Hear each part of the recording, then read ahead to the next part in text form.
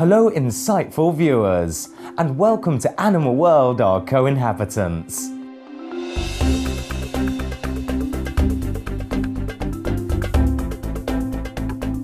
On today's programme, we present the second of a three-part series featuring Sonya Fitzpatrick, one of the most widely recognised and respected telepathic animal communicators in the world. She has worked with clients from around the globe, including Hollywood actress Tori Spelling and vegan talk show host and actress Ellen DeGeneres, and is the author of several popular books, including What the Animals Tell Me and Cat Talk, The Secrets of Communicating with Your Cat.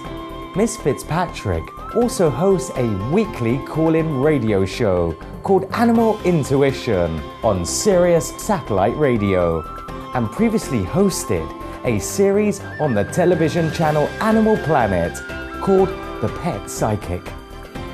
The UK-born Miss Fitzpatrick currently lives in Texas, USA, with 5 dog and 12 cat companions, as well as a family of frogs.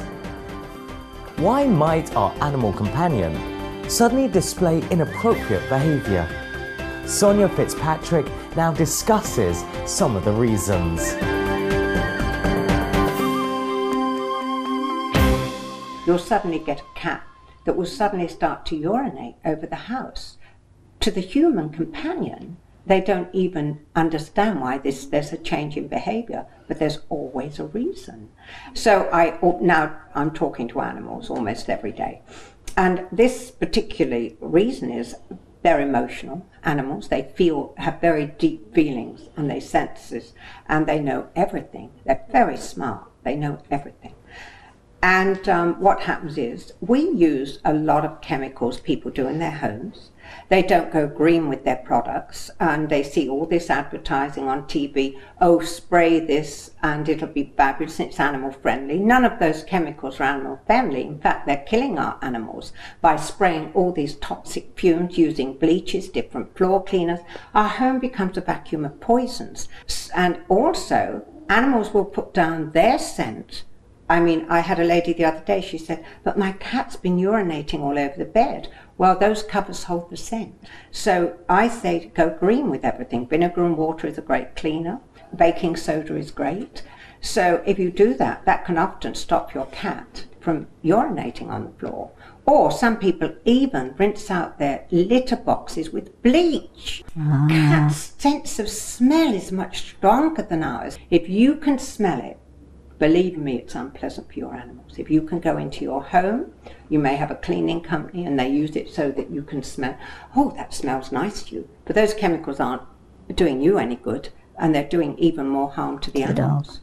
And lots of vets don't understand sometimes why cats die. Any chemical is not good for humans or animals to be inhaling all the time. Be very, very careful about what you use in your home. And don't take any notice of advertising. And people today, they've got to be fanatical about cleanliness.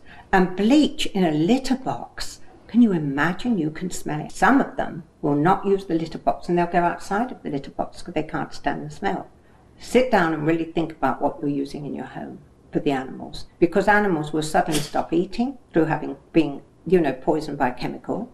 Then the next thing, they suddenly can go almost paralyzed, where they stop and they're not walking, and then they suddenly will again, and eventually they'll die because those poisonous gases they're inhaling going through all their organs. Animals are very small, they're very close to the ground, and it kills a lot of our animals. People don't even realize what's wrong with them.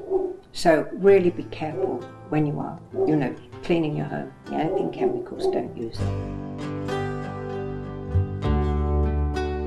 Through the years, Miss Fitzpatrick has communicated with thousands of cats. She explains another common mistake people make when caring for their feline friends. A lot of people just don't know what is the best because they take their vet's, advice. And another thing that vets are always advised here, which is a horrendous thing to do, is declawing your cats. Oh my gosh. I'd never heard of that until I came to America. Declaw your cats? It's so painful. And people worry about their furniture. You can train a cat, get a scratching post, put catnip on it, put sided tape on the back of your sofas. And you're literally doing a terrible, terrible thing. And you're mutilating your cat when you take its front claws out. And they can grow back, and it's very painful for the cat, and the cat knows. And they will often revert to biting. And if they do get out, they can't climb a tree, they can't protect themselves, and it's the most painful thing, and it's the most terrible thing that you can do to the animal you love. It's just that people don't understand that. And I talk about it all the time. Cats are very sensitive in another way, in which few caregivers may be aware. I had a client this week, and she couldn't understand why, that her cat suddenly started to attack her. And she said, every time I stroke my cat, he turns around and bites me.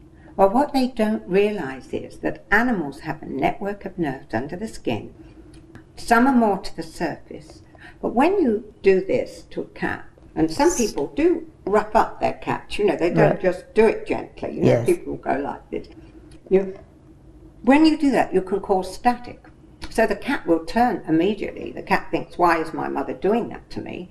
And how dare she? And he'll turn around and bite. So often the biting is caused through something unseen, which is static, and it builds up when you keep doing this. So I tell the people, scratch it on the head. So that was the reason why the cat was biting his mum. And people just don't understand that animals are much more sensitive.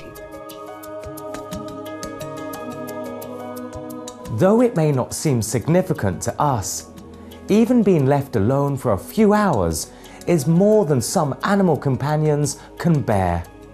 They may let us know their unease through different ways.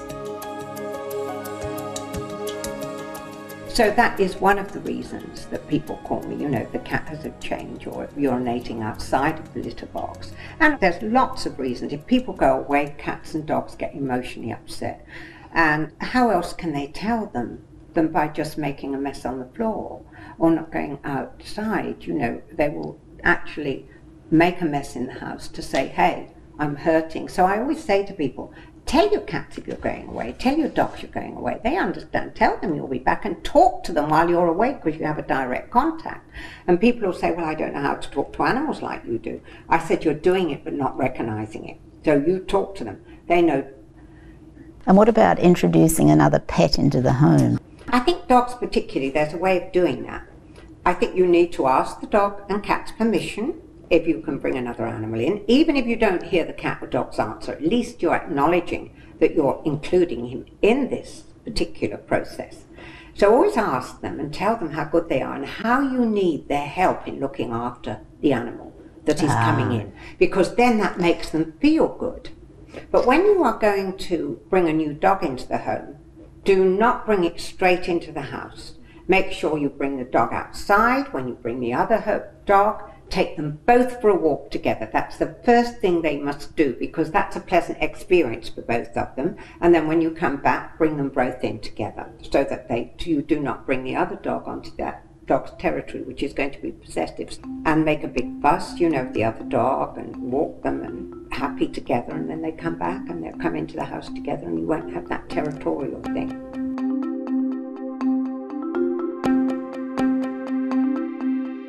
Thank you, Miss Fitzpatrick, for providing these highly useful tips to make our animal companions' lives more comfortable and safe. Surely the animals thank you for your kind advocacy on their behalf. For more information on Sonya Fitzpatrick, please visit www.sonyafitzpatrick.com or follow her on www.facebook.com. Books by Miss Fitzpatrick are available at www.amazon.com. When might our animal companions get frustrated with us? Do animals know whether or not we follow a plant-based lifestyle? What made Sonya Fitzpatrick decide to adopt a family of frogs? To find out, please join us again tomorrow on Animal World, Our Co-Inhabitants, for the conclusion of our interview with Miss Fitzpatrick. Thank you, smiling viewers, for joining us today on our program. May we all make a new animal friend today. For more details, please visit www.suprememastertv.com/AW.